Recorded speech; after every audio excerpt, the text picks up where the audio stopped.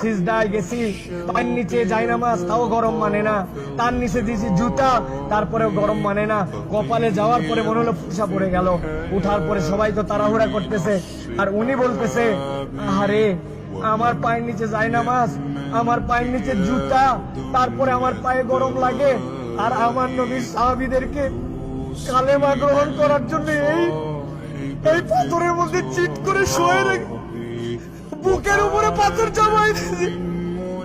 আমার নবীর সাহাবীদেরকে পাগলা উটের পিঠে বেঁধে এই মক্কার অলিগলিতে টেনে ইচ্ছড়ে বেড়াইছে।